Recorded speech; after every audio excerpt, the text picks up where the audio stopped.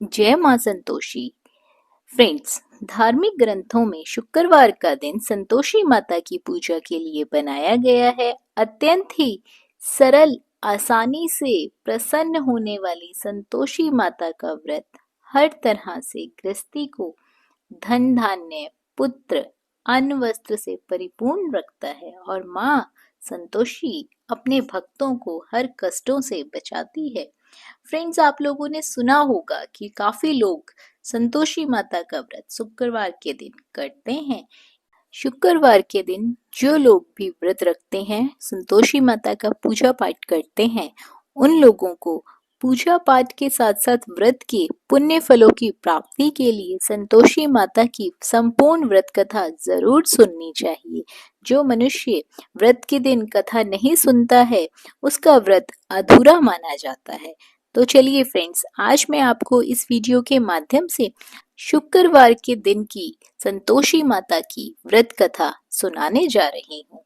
कथा को अंत तक जरूर सुने ताकि आपको भी कथा सुनकर संतोषी माता का आशीर्वाद मिल सके, माँ आपको भी आपके कष्टों से मुक्ति दिला सके। एक गांव में एक बुढ़िया रहती थी जिसके 7 बेटे थे। 6 बेटे कमाने वाले थे और एक बेटा निकम्मा था। बुढ़िया माँ 6 पुत्रों का जूठा 7वें पुत्र को दे देती थी। 7वां पुत्र एक दिन अपनी पत्नी से बोला, देखो मेरी माता का मुझ पर कितना प्रेम है। वह बोली, क्यों नहीं, सबका जूठा बचा हुआ जो तुमको खिलाती है। वह बोला, जब तक मैं आंखों से ना देख लूं, मैं नहीं मान सकता। पत्नी ने हंसकर कहा, देख लोगे तब तो मानोगे। कुछ दिन बाद एक बड़ा त्योहार आया। घर में 7 प्रकार के भोजन और चूरमा के लड्डू बने। वह पत्नी की बात को जांचने के लिए सिरदर्द का बहाना बनाकर पतला कपड़ा सिर पर ओढ़कर रसोई में जाकर सो गया और कपड़े में से सब कुछ देखता रहा। 6 भाई भोजन करने आए। उसने देखा माँ ने उनके पर आसन बिछाए, 7 प्रकार की रसोई परोसी और आग्रह कर करके उन्हें भोजन कराती रही। वह देखता रहा। 6 भाई भोजन कर उठ गए। तब माँ ने उनकी 5 थालियों में से लड्डुओं के टुकड़े को उठाया और एक लड्डू बनाया। जूठन साफ करके माँ ने उसे पुकारा, उठ बेटा उठ, तेरे भाइयों ने भोजन कर लिया है, तू भी उठकर भोजन कर ले। उसने कहा, माँ मुझे भोजन नहीं करना है, मैं परदेस जा रहा हूँ। माता ने कहा, कल जाना हो तो आज ही चला जा। वह बोला, हाँ हाँ जा रहा हूँ। यह देखकर वह घर से निकल गया। चलते समय उसे अपनी पत्नी की याद आई। वह गौशाला में कंडे थाप रही थी। वहां जाकर वो बोला, मेरे पास तो कुछ नहीं है, तुम ये अंगूठी रख लो और अपनी कोई निशानी मुझे दे दो। वह बोली, मेरे पास क्या है, ये गोबर भरा हाथ है। यह कहकर पत्नी ने उसकी पीठ पर गोबर के हाथ की थाप मार दी और वो वहां से चल दिया। चलते चलते दूर देश पहुंचा। वहां एक साहूकार की दुकान थी। वहां जाकर बोला, सेठ जी मुझे नौकरी पर रख लो। साहूकार को नौकर की सख्त जरूरत थी। साहूकार ने कहा, काम देखकर तनख्वाह मिलेगी। उसने कहा, सेठ जी जैसा आप ठीक समझे। उसे साहूकार के यहाँ नौकरी मिल गई। वह वहां दिन रात काम करने लगा। कुछ दिन में दुकान का लेन देन, हिसाब किताब, ग्राहकों को माल बेचना, सारा काम वह करने लगा। साहूकार के 7-8 नौकर थे। वे सब चक्कर खाकर गिरने लगे, लेकिन उसने अपने लगन, परिश्रम और ईमानदारी से सबको पीछे छोड़ दिया। उसे अपने किए का फल मिला। सेठ ने कहा कि तुम्हारा काम बहुत ही अच्छा है। 3 महीने में ही उसे मुनाफे में साझेदारी बना लिया। परिश्रम करते करते 12 वर्ष में वह नगर का नामी सेठ बन गया और सेठ अपना सारा कारोबार उस पर छोड़कर बाहर चला गया। इधर उसकी पत्नी पर क्या बीती वह सुने। सास ससुर उसे दुख देने लगे, गृहस्थी का काम करवाकर उसे लकड़ी लेने जंगल में भेजते। इस बीच घर की रोटियों के आटे से जो भी भूसी निकलती, उसकी रोटी बनाकर उसके लिए रख दी जाती। फूटे नारियल की नरेली में उसे पानी दिया जाता। इस तरह दिन बीतते रहे। एक दिन वह जब जंगल में लकड़ी लेने जा रही थी, तब उसे रास्ते में बहुत सी स्त्रियां संतोषी माता का व्रत करती हुई दिखाई दी। यह वहां खड़ी होकर पूछने लगी, बहनों, यह तुम किस देवता का व्रत करती हो और इसके करने से क्या फल प्राप्त होता है? इस व्रत की क्या विधि है? यदि तुम अपने इस व्रत का विधान मुझे समझाकर कहोगी, तो मैं तुम्हारा बड़ा एहसान मानूंगी। उनमें से एक स्त्री बोली, सुनो, यह संतोषी माता का व्रत है। इसके करने से निर्धनता, दरिद्रता का नाश होता है। लक्ष्मी माँ स्वयं घर पधारती है। मन की चिंताएं दूर होती है, मन को प्रसन्नता और शांति मिलती है। जिसका पुत्र नहीं होता उसे पुत्र प्राप्ति होती है।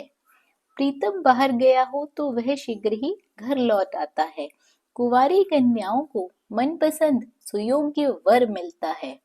चलता हुआ मुकदमा खत्म हो जाता है। कलह कलेश की निवृत्ति हो जाती है। घर में धन जमा हो जाता है। धन जायदाद में लाभ होने लगता है तथा जो भी मन में कामना होती है, सब संतोषी माता की कृपा से पूरी हो जाती है। इसमें कोई भी संदेह नहीं है। वह पूछने लगी, यह व्रत कैसे किया जाता है? यह भी तुम मुझे बताओ, आप लोगों की बड़ी कृपा होगी। वह स्त्री कहने लगी, बिना परेशानी, श्रद्धा और प्रेम से जितना भी बन सके प्रसाद लेना। 5.25 पैसे से 5.25 आने तक, इससे भी ज्यादा शक्ति और भक्ति के अनुसार गुड़ और चना लेना। हर शुक्रवार को निराहार रहकर कथा कहना और सुनना। इसके ओम बीज नहीं टूटने चाहिए। लगातार नियम के पालन करना। सुनने वाला कोई ना मिले तो घी का दीपक जलाकर उसके आगे जल के पात्र को रखकर कथा कहना, परंतु ध्यान रहे कि नियम ना टूटे। जब तक कार्य सिद्ध ना हो, नियम का पालन करना और कार्य सिद्ध हो जाने के बाद व्रत का उद्यापन करना। 3 मास में माता पूरा फल प्रदान करती है। यदि किसी के ग्रह खोटे हैं तो भी माता 1 वर्ष में अवश्य उनको अनुकूल करती है। कार्य सिद्ध होने पर ही उद्यापन करना चाहिए, बीच में उद्यापन नहीं करना चाहिए। उद्यापन में 2.5 सेर आटे का खाजा तथा इसी अनुसार खीर तथा चने का साग बनाना। 8 बच्चों को भोजन कराना। जहां तक मिले देवर, जेठ, भाई बंधु, कुटुंब के ही लड़के लेना। ना मिले तो रिश्तेदार और पड़ोसियों के लड़कों को बुलाकर उन्हें भोजन करवाना, यथाशक्ति दक्षिणा देना, माता का पूरा नियम करना। सखी ध्यान रखना, इस दिन खटाई बिल्कुल भी मत खाना। यह सुनकर वह वहां से चल दी। रास्ते में लकड़ी के बोझ को बेच दिया और उन पैसों से गुड़ चना लेकर माता के व्रत की तैयारी कर आगे चली।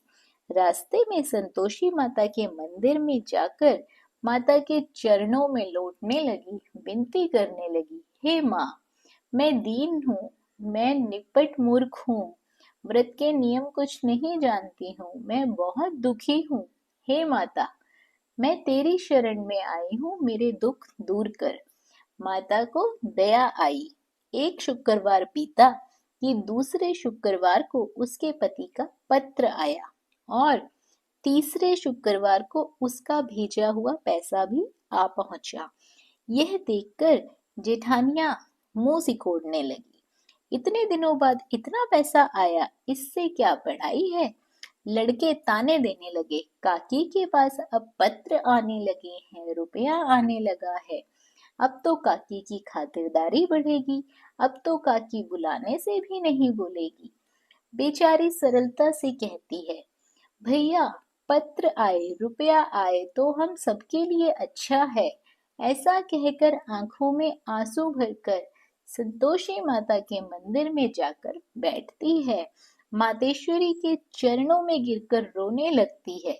माँ, मैंने तुमसे पैसा नहीं मांगा, मुझे पैसे से क्या काम, मुझे तो अपने सुहाग से काम है। मैं तो अपने स्वामी के दर्शन और सेवा मांगती हूँ। तब माता ने प्रसन्न होकर कहा, जा बेटी, तेरा स्वामी जल्द ही आएगा। यह सुन खुशी से बावली होकर वह घर आकर काम करने लगी। संतोषी माँ विचार करने लगी, इस भोली पुत्री से मैंने कह तो दिया है कि तेरा पति शीघ्र आएगा, पर आएगा कहाँ से? वह तो इसे स्वप्न में भी याद नहीं करता। उसे इसकी याद दिलाने तो मुझे ही जाना पड़ेगा। संतोषी माता ने उस बुढ़िया के बेटे को स्वप्न में समझाया, पुत्र, तेरी घरवाली बहुत कष्ट उठा रही है। यह बोला, हाँ माता, यह तो मुझे भी मालूम है, परंतु क्या करूं, वहां कैसे जाऊं? परदेश की बात है, लेन देन का सारा हिसाब किताब है, कोई जाने का रास्ता ही नजर नहीं आता। आप ही कोई रास्ता दिखाएं कि मैं वहां कैसे जाऊं। माँ कहने लगी। सवेरे नहा धोकर संतोषी माता का नाम लेकर घी का दीपक जला दंडवत कर वहां दुकान पर जा बैठने लगा। देखते देखते तेरा लेन देन चुक जाएगा, जमा माल बिक जाएगा, सांझ होते होते धन का ढेर लग जाएगा। वह अगले दिन सुबह जल्दी उठा। उसने मित्र बंधुओं परिचितों से स्वप्न में माता द्वारा कही गई बात बताई। वे सब उसकी बात सुनकर उसकी खिल्ली उड़ाने लगे। वे कहने लगे कि कहीं सपने भी सच होते हैं। एक बूढ़ा व्यक्ति बहुत समझदार था। वह बोला, देखो भाई, मेरी बात मानो, इस तरह साच या झूठ कहने के बदले देवता ने जैसा कहा है वैसा ही करो, तेरा क्या जाता है। बूढ़े की बात मानकर नहा धोकर उसने संतोषी माता को प्रणाम किया, फिर घी का दीपक जलाकर दुकान पर जा बैठा। शाम तक धन का ढेर लग गया। वह हैरान हुआ, मन में संतोषी माता का नाम ले बहुत प्रसन्न हुआ। घर जाने के वास्ते उसने गहना कपड़ा सामान खरीदने लगा। सब काम से निपटने के बाद वह घर के लिए रवाना हुआ। उधर उसकी पत्नी जंगल में लकड़ी लेने गई। लौटते वक्त बहुत थक जाने के कारण संतोषी माता के मंदिर पर विश्राम करने बैठ गई। यह तो उसका रोज रुकने का स्थान था। धूल उड़ती हुई देख उसने माता से पूछा, हे माता, यह धूल कैसी उड़ रही है? माँ ने कहा, हे पुत्री, तेरा पति आ रहा है। अब तू ऐसा कर, लकड़ियों के 3 बोझ बना, एक नदी के किनारे रख, दूसरा मेरे मंदिर पर और तीसरा अपने सिर पर। तेरे पति को लकड़ी का गट्ठा देखकर मोह पैदा होगा। ये वहां रुकेगा, नाश्ता पानी बना खाकर माँ से मिलने जाएगा।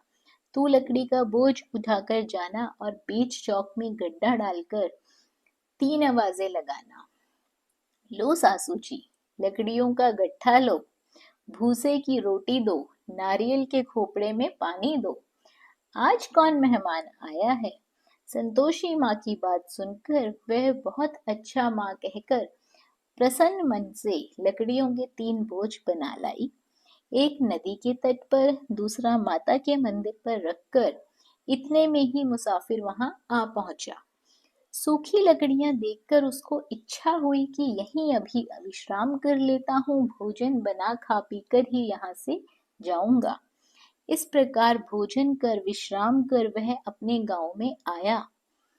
उसी समय बहू सिर पर लकड़ी का गट्ठा लेकर आई। उसने गट्ठे को आंगन में डाला और जोर से 3 आवाजें दी। लो सासू जी, लकड़ी का गट्ठा लो, भूसे की रोटी दो, नारियल के खोपड़े में पानी दो। आज कौन मेहमान आया है? यह सुनकर सास ने अपने दिए हुए कष्टों को भुलाने के लिए कहा, बहू, तू ऐसा क्यों कहती है? तेरा मालिक ही तो आया है। बैठ, मीठा भात खा, कपड़े गहने पहन। पत्नी की आवाज सुनकर उसका स्वामी बाहर आया। और उसके हाथ में पहली अंगूठी देखकर व्याकुल हो गया। उसने माँ से पूछा, माँ यह कौन है? माँ बोली, बेटा तेरी पत्नी है। आज 12 वर्ष हो गए जब से तू गया है, तब से गांव में जानवर की तरह भटकती फिरती है। कामकाज कुछ करती नहीं है, चार समय आकर खा जाती है। अब मुझे देखकर भूसे की रोटी और नारियल के खोपड़े में पानी मांगती है। वह बोला, माँ मैंने इसे भी देखा है और तुम्हें भी देखा है। मुझे दूसरे घर की चाबी दे दो, मैं उसमें जाकर रहूंगा। ठीक है बेटा, जैसी तेरी मर्जी, कहकर माँ ने चाबी का गुच्छा बेटे के सामने रख दिया। उसने दूसरे घर को खोलकर सारा सामान जमाया। एक ही दिन में वहां राजा के महल जैसे ठाट बाट बन गए। अब क्या था, वह सुख भोगने लगे। अगला शुक्रवार उसने पति से कहा, मुझे संतोषी माता के व्रत का उद्यापन करना है। पति बोला, बहुत अच्छा, खुशी से कर लो। वह खुशी खुशी माता के उद्यापन की तैयारी करने लगी। जेठ के लड़कों को भोजन के लिए कहने गई। उन्होंने मंजूर किया, परंतु पीछे से जेठानी ने अपने बच्चों को सिखलाया, देखो रे, भोजन के समय सब लोग खटाई मांगना, जिससे उसका उद्यापन पूरा ना हो पाए। लड़के भोजन करने आए। खीर पेट भरकर खाई, परंतु बात याद आते ही कहने लगे, हमें कुछ खटाई खाने को दो, खीर खाना हमें नहीं भाता, देखकर अरुचि होती है। लड़के उठ खड़े हुए, बोले, पैसे लाओ। भोली बहू कुछ नहीं जानती थी, उन्हें उसने पैसे दे दिए। लड़कों ने बाजार जाकर उन पैसों से इमली खरीदी और खाई। यह देखकर बहू पर माताजी ने बहुत कोप किया। राजा के दूत उसके पति को पकड़कर ले गए। अब सब मालूम ही हो जाएगा जब जेल की रोटी खाएगा। बहू से ये वचन सहन नहीं हुए। वह संतोषी माता के मंदिर में गई और कहने लगी, माता तुमने यह क्या किया? हंस खाकर क्यों रुलाने लगी? माता बोली, पुत्री तूने मेरा व्रत भंग किया है, इतनी जल्दी सब बातें भुला दी। वह बोली, माता भूली तो नहीं हूँ, ना कुछ अपराध किया है, मुझे तो लड़कों ने भूल में डाल दिया, मुझे क्षमा करो माँ। माँ बोली, ऐसी भूल भी कहीं होती है? यह बोली, अब कोई भूल नहीं होगी माता, आप बताओ मेरा पति कैसे आएगा? माँ बोली, पुत्री जा, तेरा पति तुझे रास्ते में आता मिलेगा। वह मंदिर से निकलकर बाहर आई तो रास्ते में उसे अपना पति आ दिखाई दिया। उसने पूछा, कहाँ गए थे? वह बोला, इतना धन जो कमाया है उसका कर राजा ने मांगा था, बस वही भरने गया था। वह प्रसन्न होकर बोली, भला हुआ, अब घर चलो। फिर अगला शुक्रवार आया। वह बोली, मुझे माता का उद्यापन करना है। पति ने कहा, ठीक है करो। वह फिर जेठ के लड़कों से भोजन को कहने गई। जेठानियों ने पहले की तरह ही लड़कों को सिखा दिया कि तुम पहले ही खटाई मांगना। लड़के भोजन करने बैठे, लेकिन भोजन करने से पहले ही कहने लगे, हमें खीर पूरी नहीं भाती, जी बिगड़ता है, कुछ खटाई खाने को दो। यह बोली, खटाई खाने को नहीं मिलेगी, खाना हो तो खाओ। उनके उठकर चले जाने के बाद उसने ब्राह्मणों के लड़के बुलाए। बुलवाकर उन्हें भोजन करवाया, दक्षिणा की जगह उन्हें एक एक फल दिया। इससे संतोषी माता बहुत प्रसन्न हो गई। माता की कृपा से 9 महीने बाद उसको चंद्रमा के समान एक सुंदर पुत्र की प्राप्ति हुई। पुत्र को लेकर वह प्रतिदिन संतोषी माता के मंदिर में जाने लगी। यह देखकर माँ ने सोचा कि यह रोज आती है, आज क्यों ना मैं ही इसके घर चलूं, इसका आसरा देखूं तो सही। यह विचार कर माता ने डरावना रूप बनाया। गुड़ और चने से सना मुख, ऊपर से मुंडम के समान ओंठ, उस पर मक्खियां भिन भिना रही थी। दहलीज में पैर रखते ही उसकी सास चिल्लाई, देखो रे, कोई चुड़ैल डाकिनी चली आ रही है लड़कों, इसे भगाओ नहीं तो सब खा जाएगी। बहू रोशनदान से देख रही थी। वह प्रसन्न हो उठी, आज मेरी माता मेरे घर आई है। यह कहकर दूध पीते बच्चे को उसने गोद से उतार दिया। इस पर उसको सास क्रोध में बोली, अरे रांड, इसे देखकर कैसी उतावली हुई है जो बच्चे को पटक दिया। इतने में माँ के प्रताप से जहाँ देखो वहाँ लड़के ही लड़के नजर आने लगे। यह बोली, माँ जी, मैं जिनका व्रत करती हूँ ये वही संतोषी माता है। इतना कहकर उसने झट से घर के सारे किवाड़ खोल दिए। सबने माता के चरण पकड़ लिए और विनती कर कहने लगे, हे माता, हम मूर्ख हैं, अज्ञानी हैं, तुम्हारे व्रत की विधि हम नहीं जानते। तुम्हारा व्रत भंग करके हमने बहुत बड़ा अपराध किया है। हे माता, आप हमारे अपराधों को क्षमा करो। इस प्रकार बार बार कहने पर संतोषी माता प्रसन्न हुई। इसके बाद उसकी सास कहने लगी, हे संतोषी माता, आपने बहू को जैसा फल दिया वैसा सबको देना। जो यह कथा सुने या पढ़े उसका मनोरथ पूर्ण हो, उसकी सारी मनोकामनाएं पूरी हो। फ्रेंड्स, जो भी व्यक्ति संतोषी माता का श्रद्धा भाव से, पूरे भक्ति भाव से, अपनी श्रद्धा अनुसार संतोषी माता का विधिवत पूजन करता है, उसे अनंत सुखों की प्राप्ति होती है। माता उसके जीवन में खुशियां ही खुशियां देती है, उसे खुशियों का वरदान देती है। फ्रेंड्स, कथा अच्छी लगी हो, कथा आपको मन को भाई हो, तो वीडियो को लाइक और शेयर ज़रूर करें। और यदि आप हमारे चैनल पर पहली बार आए हैं और इस तरह की व्रत की, पूजा पाठ की विधियां और कथाएं आपको भी अच्छी लगती हैं, तो चैनल को सब्सक्राइब कर लीजिए, साथ ही बेल आइकन के बटन को दबा दीजिए ताकि आपको हमारी आने वाली वीडियोस की नोटिफिकेशन सबसे पहले मिल सके। बने रहिए आपके अपने YouTube चैनल अंकित वास्तु ज्ञान में। धन्यवाद। जय मां संतोषी।